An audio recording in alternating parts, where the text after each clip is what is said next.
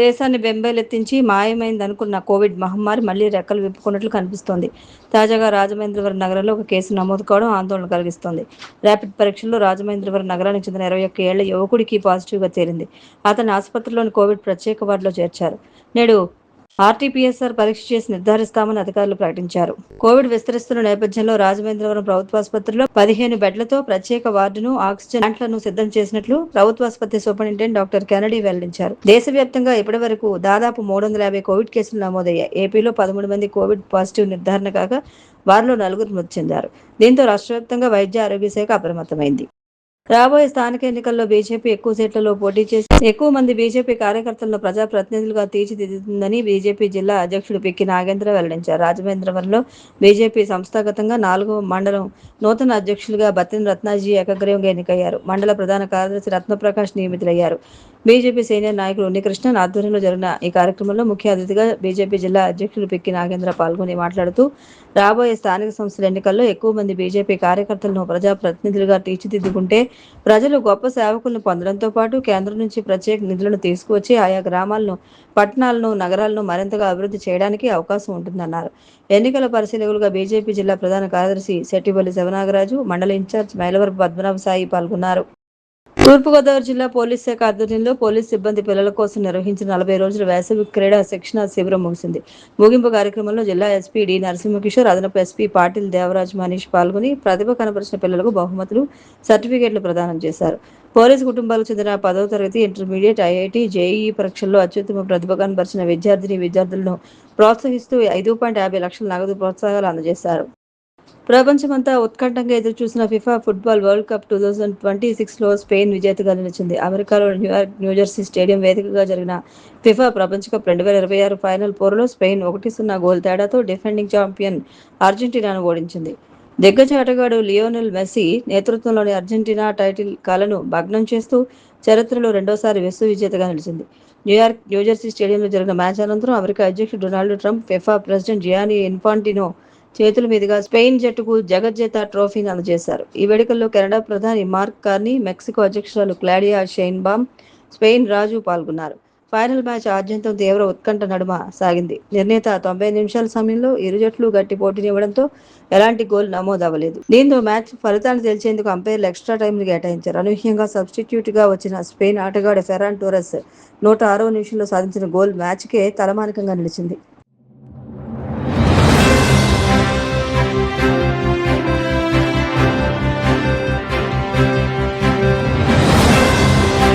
నమస్కారం, మీరు చూస్తున్న సిసిసి డిజిటల్ 230 న్యూస్ బులెటిన్. ఈనాటి వార్తలకు ముందుగా ముఖ్యాంశాలు. ఇంజనీర్లు సొసైటీకి సేవలు అందించడమే కాక సమాజ ప్రగతికి తోడ్పడాలి. ఎస్ఆర్కేఆర్ ఇంజనీరింగ్ కళాశాల గ్రాడ్యుయేషన్ డే కార్యక్రమంలో సిఆర్డీఏ అడిషనల్ కమిషనర్ రాహుల్ కుమార్ రెడ్డి.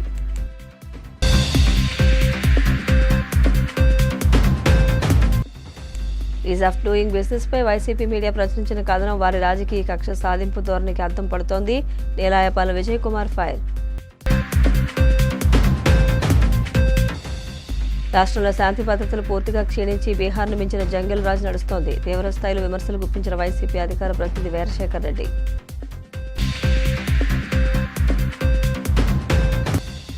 తిరుమల శ్రీవారిని దర్శించుకున్న బీఆర్ఎస్ నేత తెలంగాణ మాజీ మంత్రి హరీష్ రావు. ఆలయ మర్యాదలతో స్వాగతం పలికిన అధికారులు.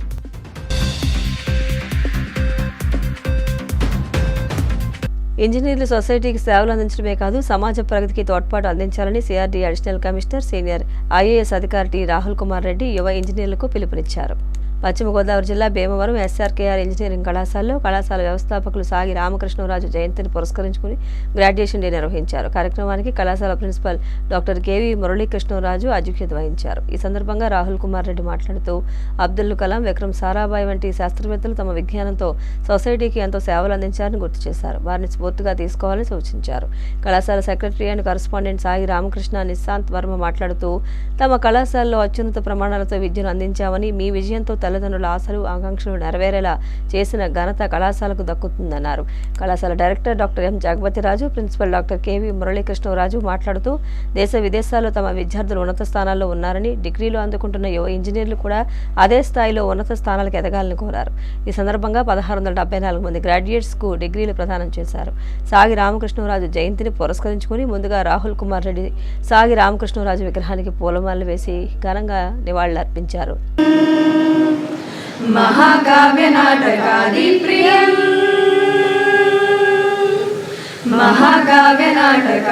ప్రియం మూషిక వాహన మోదక ప్రియం. మహాకావ్య నాటకాది ప్రియం మూషిక వాహన మోదక ప్రియం.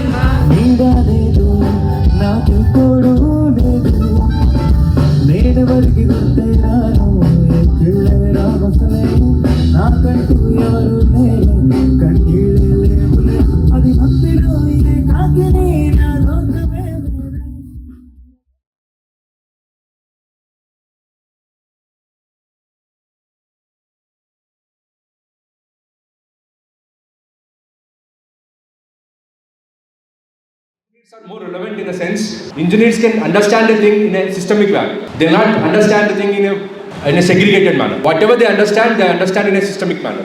I think system analysis in second year, third year you read so many subjects. The systems approach, and I feel engineering graduates have that approach to anything. Engineering graduates have a very comprehensive analysis of any problem. Engineer ante enti? Can you know the definition of engineer? Engineer is the one who makes our tasks simplified or who solves the problems. ఏదైనా చిన్న problem ఇచ్చి solve చేయమంటే engineer will go to the root cause of the problem. Then he will try to build the components and try to create a system. Whether it is civil engineering or it is AIML or it is computer science, everything starts with a problem, ends with a solution. The approach is systemic, approach is scientific. But ఇక్కడ ఒక problem ఉంది. Too much scientific approach will make things difficult. I used to spend complete day for the topic to prepare some basic notes. But today if I just give a prompt to Claude, if I give a prompt to ChatGPT, ensemble వస్తుంది. In a matter of, if I want to do some deep research, matter of 10 minutes. If I want to do a basic research, 30 seconds or even 20 seconds. It gives me a complete picture of entire topic. So that is a kind of exposure which we are getting, and hope you had utilized this opportunity for the last 4 years. That's why I feel you are lucky to be graduating in 2026. And in fact, there is a question also. Engineering relevanta kada? Whether engineering is relevant today? Because engineers ki jobs పోతున్నాయి. ఈ artificial intelligence వచ్చింది, machine learning వచ్చింది, coding ఉండదు. But I still feel engineers are more relevant. Yes or no? So remaining people, they don't have idea, they are neutral. So engineers are more relevant. Today is the day of profound celebration, deep gratitude and limitless beginnings. Looking at this vibrant gathering, I just do not see graduates receiving degrees. I see dreams taking flight and the future of our own nation waiting to be shaped. Every accolade you receive today is a testament to your relentless hard work, the quiet sacrifices of your parents, and unwavering dedication by your mentors. At SRKR Engineering College, we have always maintained that education fulfills its true purpose only when knowledge is anchored by values, excellence is driven by integrity, and success is measured by positive impact that you leave on to this world. So today also happens to be our founder Sri Sagi Ramakrishnaraju Garu's 93rd birth anniversary. So apart from graduation day, we have also conducted many programs in his honor since 17. Today also we are initiating the Green Initiative Drive that has plantations across the campus, feed balls distribution, bird feeder installation. There is the district badminton finals that is happening in the first year with the Freshers Day, and you are going to complete your journey in our college on this day, graduation day. During this period, you have come across the many subjects, projects, seminars, and so on. And finally, you have achieved. You have graduated. You are going to have your degree now. Now, in this year, in the year 2026, there are 1674 students who have successfully completed their BTech degree, of which 948 are with first class with distinction, 712 are with first class, 14 are with second class. From our college, this is the 43rd batch going out of the campus and 7th batch with autonomous status. And also various placement status for this 2026 batch. అయినప్పుడు మా బాబు కానీ మా పాప కానీ భవిష్యత్తులో ఎలా ఉంటుంది అని ఆలోచించుంటారు. సో దానికి ఈరోజు దిస్ ఇస్ ద ప్రూఫ్ అనమాట. అందరికీ more than 80% of them got placements and అలాగ అన్నట్లని సక్సెస్ అయ్యారు. కాబట్టి డెఫినెట్లీ మీరు అందరూ కూడా హ్యాపీ ఫీల్ అవుతారని నేను అనుకుంటున్నాను. నీతి ఆయోగ్ విడుదల చేసిన competitiveness and investment friendly index నివేదికపై వైసీపీ మీడియా ప్రశ్నించిన కథనం వారి అజ్ఞానానికి రాజకీయ కక్ష సాధింపు ధోరణికి అద్దం పడుతోందని AP biodiversity board chairman Nelayapalem Vijayakumar విమర్శించారు. మంగళగిరి టీడీపీ కేంద్ర కార్యాలయంలో ఆయన మీడియాతో మాట్లాడారు. ఈజ్ ఆఫ్ డూయింగ్ బిజినెస్లో నాడు నెంబర్ 1 నేడు నెంబర్ 8 శీర్షికతో ప్రజలను తప్పుదోవ పట్టించేలా కథనం ప్రచురించడం అత్యంత బాధ్యతారాహిత్యమని అన్నారు. నీతి ఆయోగ్ విడుదల చేసిన నివేదిక పాత ఈజ్ ఆఫ్ డూయింగ్ బిజినెస్ ర్యాంకింగ్స్ది కాదని పూర్తిగా కొత్త విధానంలో రూపొందించిన competitiveness and investment friendly index అని విజయకుమార్ వివరించారు. ఒక నివేదికను మరో నివేదికతో పోల్చి ప్రజలను మభ్యపెట్టడం జగన్ మీడియా దిగజారుడుతనానికి దృశ్యమని ఎద్దేవా చేశారు. కాంపిటేటివ్నెస్ అండ్ ఇన్వెస్ట్మెంట్ ఫ్రెండ్లీ అంటే పెట్టుబడులకు అనుకూలంగా ఉండే రాష్ట్రాలు ఏవి అంటూ ఒక నివేదికను తయారు చేసింది. దాంట్లో 2024 దాకా డేటాను తీసుకున్నారు. 24 నుంచి చాలామందిని దాన్ని ఇంటర్వ్యూ చేశారు. 25వ సంవత్సరంలో ఆ బేస్ తీసుకొని ఒక రిపోర్ట్ ఇచ్చారు. ఇప్పుడు ఈజ్ ఆఫ్ బిజినెస్లో మొదటి స్థానంలో ఉండే కొంచెం అప్పుడప్పుడు ఎప్పుడన్నా 2వ స్థానంలో ఉండే ఆంధ్రప్రదేశ్ మొట్టమొదటిసారిగా 2024 దాకా ఉన్న డేటా ప్రకారం నీతి ఆయోగ్ చేసిన సర్వే ప్రకారం ఆంధ్రప్రదేశ్ బిజినెస్ ఫ్రెండ్లీ ఇన్వెస్ట్మెంట్ పరంగా 8వ స్థానంలోకి వచ్చింది. సరే, మా జగన్మోహన్ కాచుకో ఉంటారు కదా, 8వ స్థానం ఆంధ్రప్రదేశ్ అనగానే ఈజ్ ఆఫ్ బిజినెస్ 8వ స్థానం వచ్చింది ఈజ్ ఆఫ్ డూయింగ్ బిజినెస్లో అని చెప్పేసి వెంటనే సాక్షి వాళ్ళు ఈయనకు ఫోన్ చేస్తారో ఈయన సాక్షికి ఫోన్ చేస్తారో తెలియదు, కానీ వాళ్ళ పేపర్ ఎత్తుకొని బ్రహ్మాండం హెడ్డింగ్ పెట్టేశారు. ఏమని? ఈజ్ ఆఫ్ డూయింగ్ బిజినెస్లో నాడు నెంబర్ 1 నేడు నెంబర్ 8. అంటే మేము ఉన్నప్పుడు నెంబర్ 1 ఇప్పుడు నెంబర్ 8 అని. నాకు కనీసం బూతులు తిట్టాలంటే ఇది మంచి ప్లాట్ఫాము, ఇట్లాంటి మాటలు మనం మాట్లాడకూడదు కాబట్టి గమ్మున్నాను. కాస్త బుర్ర పెట్టండి రీ. ఆ సాక్షిలో ఉండే ఎడిటర్లో సబ్ ఎడిటర్లో ఎవరున్నారో ఆ ఎడిటర్లో కనీసం మీ సార్ కోసం కాస్త బుర్ర పెట్టచ్చు కదా. ఈజ్ ఆఫ్ డూయింగ్ బిజినెస్ ఇక్కడే కనిపిస్తుంది చూడండి. ఈజ్ ఆఫ్ డూయింగ్ బిజినెస్లో ఇది బాబు మార్క్ అంట. ఈజ్ ఆఫ్ డూయింగ్ బిజినెస్ని స్క్రాప్ చేసి 5 సంవత్సరాలు పూర్తి అయిపోయింది. రేపు సెప్టెంబర్కి, ఇది జూలై కదా, సెప్టెంబర్కి ఈజ్ ఆఫ్ డూయింగ్ బిజినెస్ అనే ఒక కాన్సెప్ట్ని స్క్రాప్ అంటే ఆపేసి 5 సంవత్సరాలు గడుస్తుంది. పాపం ఇంకా సాక్షులు ఈజ్ ఆఫ్ డూయింగ్ బిజినెస్లోనే ఉన్నారు. అంటే వీళ్ళ ప్రకారం 21, 22, 23, 24 వీళ్ళంతా ఈజ్ ఆఫ్ డూయింగ్ బిజినెస్లో ఫస్ట్ ర్యాంక్ వచ్చేది ఫీలింగ్ వీళ్ళకి. కొద్దిగా బుర్ర పెట్టండి రా బాబు. ఈజ్ ఆఫ్ డూయింగ్ బిజినెస్ని ఎప్పుడో స్క్రాప్ చేస్తారు. 5 సంవత్సరాలు అయింది. దాన్ని స్క్రాప్ చేసిన తర్వాత department of promotion of industries and internal trade, అంతర్గత ట్రేడ్ కోసం ఉన్న department business returns action plan కేవలం అంతర్గత వ్యాపారం కోసం మాత్రమే బిజినెస్ రిటర్న్స్ యాక్షన్ ప్లాన్ అంటూ చిన్న ఇండెక్స్ పెట్టింది. అదంతా ఎవరు దాన్ని కూడా పట్టించుకోలేదు. ఇది అయిపోయిన తర్వాత, ఎలక్షన్ జరిగిన తర్వాత, గవర్నమెంట్ మారిన తర్వాత దాదాపు 2024 నవంబర్ ఆ ప్రాంతంలో నీతి ఆయోగ్కి కేంద్ర మంత్రివర్గం ఒక ఇండెక్స్ తయారు చేయండి, ఏ రాష్ట్రం ఎంతంత ఇన్వెస్ట్మెంట్ ఫ్రెండ్లీగా ఉంది అని చెప్తే దీనికి డేటా ఏం కావాలి అంటే గత 5 సంవత్సరాలుగా అంటే 2024 నవంబర్కి ముందు 5 సంవత్సరాలుగా ఏ డేటా అయితే ఉందో ఆ డేటాని కన్సిడరేషన్లోకి తీసుకొని దేశవ్యాప్తంగా ఉండే కంపెనీల ఓనర్లు కావచ్చు, సీఈఓలు కావచ్చు, ఫైనాన్స్ వాళ్ళు కావచ్చు, వాళ్ళతో మాట్లాడి ఏ స్టేట్ ఏ రకంగా ఇన్వెస్ట్మెంట్ పరంగా అనుకూలంగా ఉందో తయారు చేయమని నీతి ఆయోగ్కి చెప్తే 1.5 సంవత్సరం తర్వాత నీల్సన్ అనే ఒక సర్వేయన్సీ బేస్గా ఇన్వెస్ట్మెంట్ ఫ్రెండ్లీ ఇండెక్స్ అనే ఒక తయారు చేశారు. మన సాక్షులు ఏదేదో దేంట్లో ఇంతకు వీళ్ళకి అర్థం కాదు ఏంటంటే పిచ్చోళ్ళు 5 సంవత్సరాలు అంటే 2019 నుంచి 24 దాకా ఇవాళ వీళ్ళు వేసుకున్నారే బుర్ర తక్కువ ఎదవలు, బుర్ర తక్కువ వాళ్ళు. ఇది ఈ 8వ స్థానం 2019 నుంచి 24 దాకా ఉన్న సంవత్సరానికి కానీ వచ్చిన రికార్డు. అంటే ఏమీ చూసేదిలే, పరీక్ష ఇవాళ రాస్తాము, ఒక 6 నెలల తర్వాత దాని రిజల్ట్ వస్తుంది. పరీక్ష రాసే రోజు రాష్ట్రంలో కూటమి అధికారంలోకి వచ్చిన తర్వాత ప్రజాస్వామ్యం కనుమరుగైపోయిందని, భారత రాజ్యాంగాన్ని తుంగలో తొక్కి రెడ్ బుక్ పేరుతో ఒక అరాచక శక్తి విహారం చేస్తుందని వైసీపీ అధికార ప్రతినిధి వీరశేఖర్ రెడ్డి ధ్వజమెత్తారు.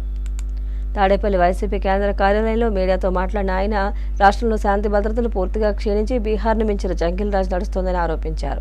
మంత్రి నారా లోకేష్ సిబ్బంది అక్రమాలపై ప్రశ్నించినందుకు సొంత ఐటీడీపీ కార్యకర్త మంచోడు మణి కాలు నరికిన క్రూరత్వంపై ముఖ్యమంత్రి చంద్రబాబు, నారా లోకేష్ సమాధానం చెప్పాలని డిమాండ్ చేశారు. కూటమి నేతల లైంగిక వేధింపులు, గుంటూరు, కుప్పం 7 గుర్రాల బలి ఘటనలే రాష్ట్రంలో మహిళల రక్షణ కరువైందనడానికి నిదర్శనమని ధ్వజమెత్తారు. పార్టీలు అధికారంలోకి వచ్చిన తర్వాత రాష్ట్రంలో ప్రజాస్వామ్యం అనేది కనుమరుగైపోయింది. భారత రాజ్యాంగం అనేది తుంగలో తొక్కబడి రెడ్ బుక్ అనే ఒక పిచ్చి కుక్క విశృంఖలత్వం ప్రకారం ఈరోజు రాష్ట్రంలో అరాచకం రాజ్యమేలుతా ఉంది. సో ఎవరైనా సరే ఈ కూటమి పార్టీల్ని, ఈ బూడిద పార్టీల్ని ప్రశ్నిస్తే ఎవరిని కూడా అంతం చూడకుండా వదిలిపెట్టినటువంటి ప్రసక్తి లేదు. వైఎస్ఆర్ కాంగ్రెస్ పార్టీ కార్యకర్తలు ఎవరైనా సరే ఈ కూటమి పార్టీని ప్రశ్నిస్తే ఇప్పటికే 2000కు పైగా కేసులు పెట్టి అక్రమంగా నిర్బంధించి జైలుకి పంపించారు. మరికొంతమందిని గొడ్డలతో నరికి చంపారు. మరికొంతమందిని ఎంతో పాశవికంగా దాడి చేసి ఏదైతే తెలుగుదేశం పార్టీ, అదేవిధంగా జనసేన పార్టీ గూండాలు వైఎస్ఆర్ కాంగ్రెస్ పార్టీ వాళ్ళ మీద చేసినటువంటి దాడులు కూడా నిత్యకృత్యం అయిపోయాయి. సో దానికి కొనసాగింపుగా ఈ రెడ్ బుక్ అనే ఒక అరాచక శక్తి ప్రశ్నిస్తే, మీరు ఏదైనా చేసే తప్పులను అడిగితే తమ సొంత పార్టీ ఐటీడీపీ కార్యకర్తలను కూడా కబలించే స్థాయికి దిగజారిపోయిందంటే రాష్ట్రంలో ఈరోజు శాంతి భద్రతలు ఏ స్థాయికి దిగజారిపోయాయి అనడానికి నిదర్శనం ఇది. ఎంత దుర్మార్గం ఇది. తెలుగుదేశం పార్టీలో ఐటీడీపీ కార్యకర్తగా పనిచేసినటువంటి వ్యక్తి మంచోడు మణి అనే అతను మేము అధికారంలో ఉన్నప్పుడు ఐటీడీపీ కార్యకర్తగా వైఎస్ఆర్ కాంగ్రెస్ పార్టీ మీద, వైఎస్ఆర్ కాంగ్రెస్ పార్టీ నాయకుల మీద, అసలు రాజకీయాలకు సంబంధం లేకుండా ఉండే మా నాయకుల సతీమణుల మీద కూడా నీచాతి నీచంగా, హేయాతి హేయంగా పోస్టులు పెట్టాడు. కానీ ఎక్కడా కూడా వైఎస్ఆర్ కాంగ్రెస్ పార్టీ అనేది ఎక్కడా కూడా సంయమనం కోల్పోలా, ఎక్కడా కూడా విశృంఖలత్వంగా అతని మీద భౌతిక దాడులకు దిగల, ఎక్కడా కూడా ఏ ఒక్క తెలుగుదేశం పార్టీ కార్యకర్త మీద కూడా ఆ రోజు మమ్మల్ని ఎంతలా ప్రశ్నించినా, ఆఖరికి దిగజారి నీచంగా హేయంగా విమర్శించిన మా కుటుంబాల జోలికి వచ్చినా సరే కూడా ఎక్కడా ఏ ఒక్కరి మీద భౌతిక దాడులకు దిగినటువంటి చరిత్ర వైఎస్ఆర్ కాంగ్రెస్ పార్టీకి లేదు. కానీ అలాంటి వైఎస్ఆర్ కాంగ్రెస్ పార్టీ మీద పొద్దున్న లేచినప్పటి నుంచి ముఖ్యమంత్రి గారు గొడ్డల పార్టీ అంటాడు, రౌడీ పార్టీ అంటాడు.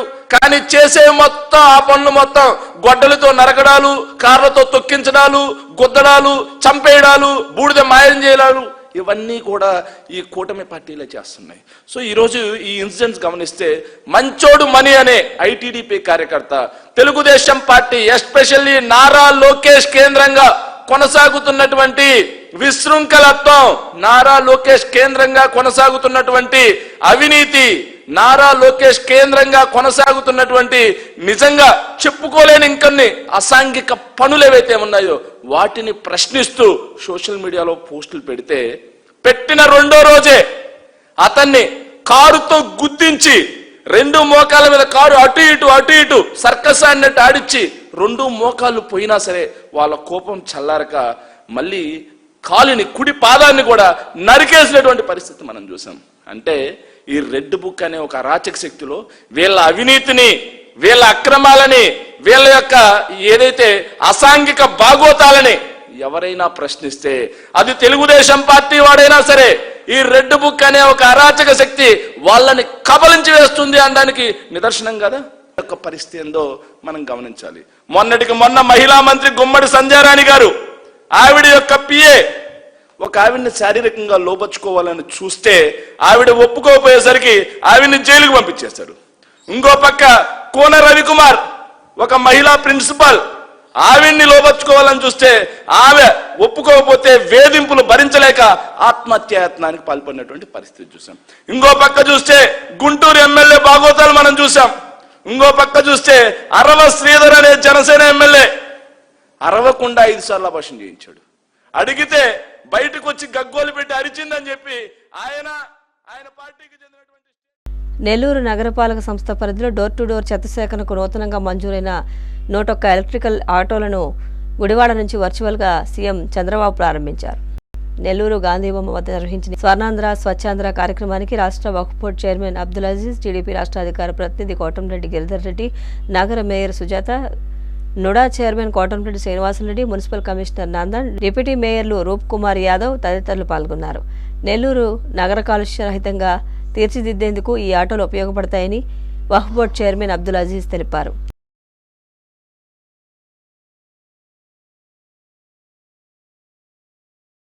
స్వచ్ఛ భారత్ స్వచ్ఛాంధ్ర ఈ మిషన్ కింద ఆంధ్ర రాష్ట్రం మొత్తం ముఖ్యమంత్రి చంద్రబాబు నాయుడు గారు ఈరోజు ఈ ఆటోస్ని అలాగనే వేస్ట్ ఎనర్జీ ప్లాంట్స్ని ఇనాగరేట్ చేయడం జరిగింది.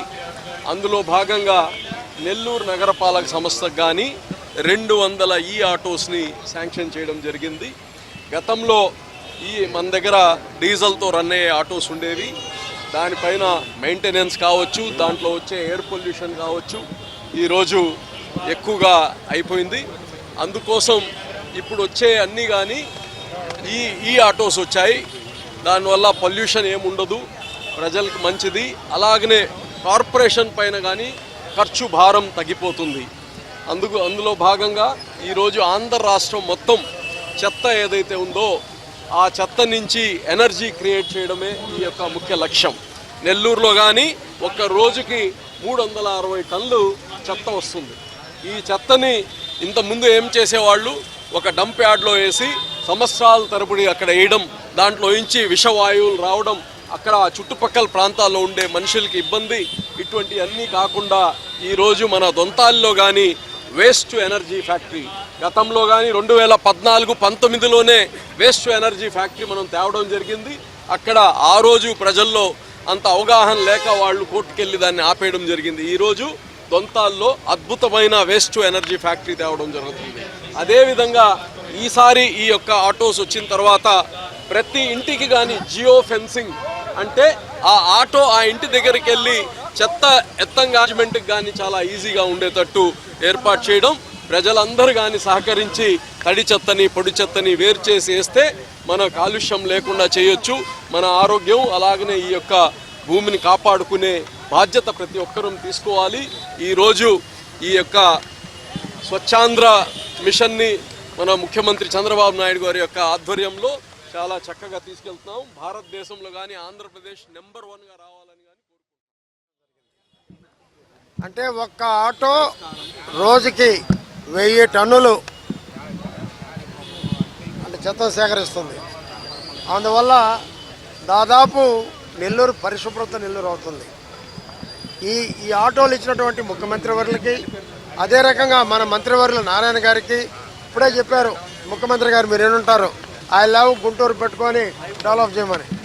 ఐ లవ్ నెల్లూరు అనేది ఎప్పుడో స్టార్ట్ అయింది, దాంట్లో భాగం ఇది ఈ ఆటోల వల్ల ఇది కాలుష్యం పోవటమే కాకుండా ఒక నెలకి 25,000 లీటర్లు డీజిల్ ఆదా అవుతూ ఉంది. ఇది ఒక మంచి కార్యక్రమం.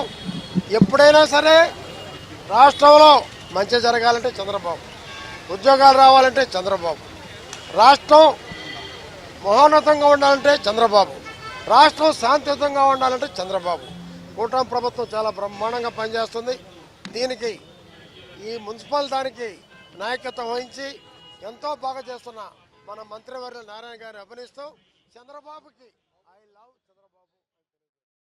ప్రకాశం జిల్లా వీవీపాలెం మండలం సమీరపాలెం గ్రామంలో జిల్లా కలెక్టర్ పి రాజబాబు పర్యటించారు. రాత్రి ఇదే గ్రామంలో పల్లెనిద్ర నిర్వహించి బస చేసిన కలెక్టర్ స్థానికులు చెప్పిన సమస్యలు ఉదయాన్నే ఎమ్మెల్యే ఇంటూరు నాగేశ్వరరావుతో కలిసి ప్రత్యక్షంగా పరిశీలించారు. గ్రామస్తులతో ప్రత్యక్షంగా మమేకమై వారి సమస్యలు అవసరాలు తెలుసుకుని సంబంధిత అధికారులతో చర్చించారు. ప్రజా సమస్యలకు సత్వర పరిష్కారం అందించడంతో పాటు గ్రామాభివృద్ధికి అవసరమైన చర్యలు చేపట్టాలని అధికారులకు సూచించారు.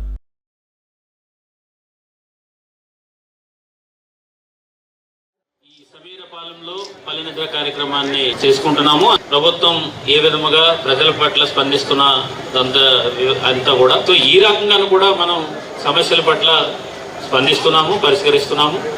సో అదేవిధంగా ఇది కాకపోకుండా పల్లెనిద్ర అనే కార్యక్రమంలో ప్రజల దగ్గరికి వెళ్ళినప్పుడు, ప్రజలతో మాట్లాడినప్పుడు వాళ్ళు యాక్చువల్గా గవర్నమెంట్ అందిస్తున్నటువంటి స్కీమ్స్ ఎట్లా ఉన్నాయి, గవర్నమెంట్ ఇస్తున్నటువంటి ఏదైతే ప్రోత్సాహకాలన్నీ కూడా వాళ్ళకి ఎట్లా అందుతున్నాయి, అదేవిధంగా మనం చేస్తున్నటువంటి పరిష్కారం అవుతున్నటువంటి సమస్య రియల్గా పరిష్కారం అయిందా లేదా, దాంతోపాటు స్వయంగా అక్కడ ఉన్నటువంటి సమస్యలు తెలుసుకోవడం, ప్రజలతో మాట్లాడడానికి ఇది ఒక మంచి వేదికగా ఉంటుంది కాబట్టి అని మన పల్లెనిద్ర అనేది పెట్టాము.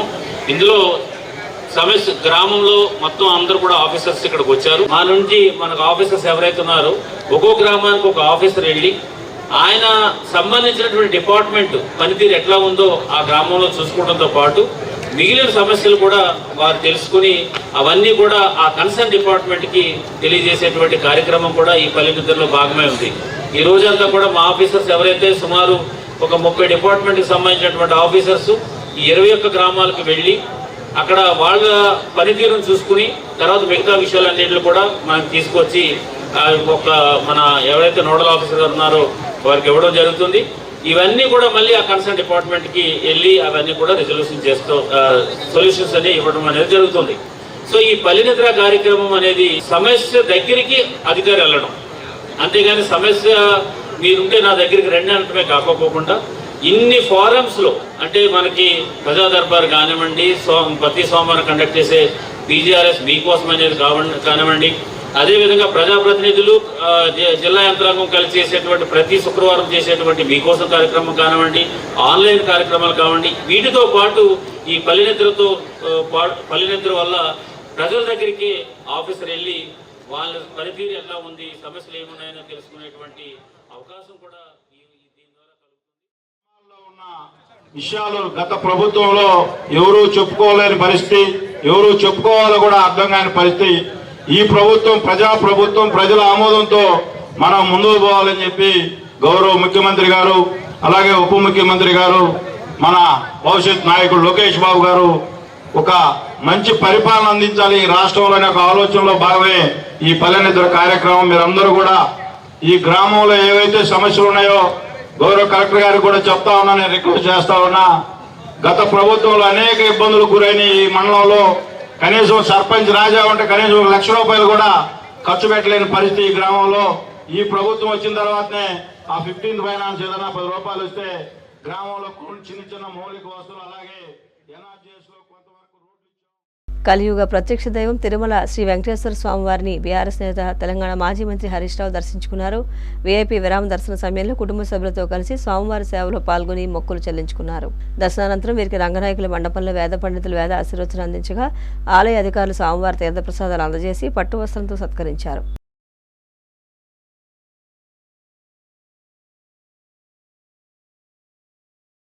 వార్తలు ముగించే ముందు ముఖ్యాంశాలు మరొకసారి. ఇంజనీర్లు సొసైటీకి సేవలు అందించడమే కాక సమాజ ప్రగతికి తోడ్పడాలి. ఎస్ఆర్కేఆర్ ఇంజనీరింగ్ కళాశాల గ్రాడ్యుయేషన్ డే కార్యక్రమంలో సిఆర్డీఏ అడిషనల్ కమిషనర్ రాహుల్ కుమార్ రెడ్డి.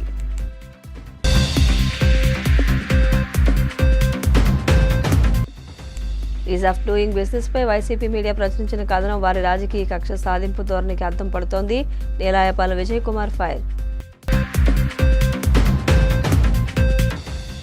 రాష్ట్రంలో శాంతి భద్రతలు పూర్తిగా క్షీణించి బీహార్ను మించిన జంగల్ రాజు నడుస్తోంది. తీవ్రస్థాయిలో విమర్శలు గుప్పించిన వైసీపీ అధికార ప్రతినిధి Veerasekhar Reddy.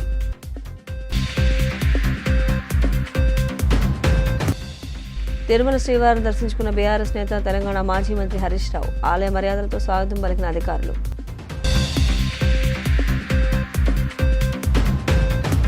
CCC digital 230 news bulletin ఇంతటితో సమాప్తం. నమస్కారం.